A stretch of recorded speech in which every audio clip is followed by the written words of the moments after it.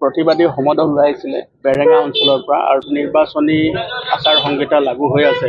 গতিকে তেওঁলোকে কোনো ধৰণৰ অনুমতি নোলোৱাকৈ তেওঁলোকে এটা প্ৰতিবাদ সমদল ওলাইছিলে আৰু গম পোৱাৰ লগে লগে আমি তাত আৰক্ষী বাহিনী তাত আহে, আমি নিজে আহি তেওঁলোকক আমি ডিছপাৰ্চ কৰি দিওঁ। ডিছপাৰ্চ কৰাৰ সময়তে 2-3টা দল তেওঁলোকৰ কিছুমান দুই এটা উদণ্ড ল'ৰা আগবাঢ়ি আহি পেলাই এটা পৰিৱেশ সৃষ্টি কৰিবৰ কাৰণে তেওঁলোকে চেষ্টা কৰিছিলে।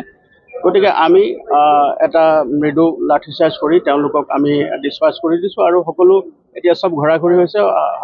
মানে যিটো পৰিৱেশ আছে সম্পূৰ্ণ শান্তিপূৰ্ণ আছে। ৰাইজক আহ্বান কৰিছোঁ যে যি কথাই হওক অগণতান্ত্ৰিকভাৱে যিকোনো ধৰণৰ এনেকুৱা যদি ব্যৱস্থা তেওঁলোকে হাতত লয় তেওঁলোকৰ বিৰুদ্ধে কঠোৰতম আইনগত ব্যৱস্থা ল'বৰ কাৰণে আমি সাজু হৈ আছোঁ আৰু এতিয়া ইয়াত পৰিস্থিতি সম্পূৰ্ণ নিয়ন্ত্ৰণাধীন আছে।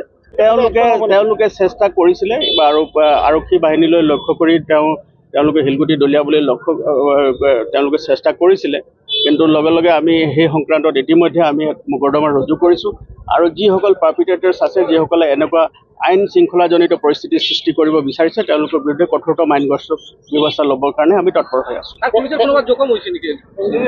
নাই, বৰ্তমানলৈকে আমি এতিয়া এই যিটো প্লেচ অফ অকাৰেঞ্চ আছে, যিটো স্থান আছে, আমি তাতে আছোঁ আৰু আমাৰ যিসকল আৰক্ষী বাহিনী আৰু CRPF আৰু আমাৰ কমাণ্ডো ফ'ৰ্চেছ আছে তেওঁলোকো এতিয়া বৰ্তমান ইয়াত আছে আৰু এই অঞ্চলটোত আমি ইতিমধ্যে যাতে কোনো ধৰণৰ আইন শৃংখলাজনিত পৰিস্থিতি নহয় তাৰ কাৰণে আমি চিকিউৰিটি ফ'ৰ্চেছ আমি ডিপ্লয় কৰি দিছোঁ আৰু সমগ্ৰ জিলাখনতে যাতে কোনো ধৰণৰ অপ্ৰীতিকৰ ঘটনা নহয় তাৰ কাৰণে আমি সষ্টম হৈ আছোঁ। বেআইনীভাৱে যিকোনো ধৰণৰ এনেকুৱা যদি তেওঁলোকে প্ৰতিবাদী সমদল বা তেনেকুৱা কাৰ্যসূচী তেওঁলোকে গ্ৰহণ কৰে তেওঁলোকৰ বিৰুদ্ধে কঠোৰতম আইনগত ব্যৱস্থা ল'বৰ কাৰণে আমি তৎপৰ হৈ আছোঁ।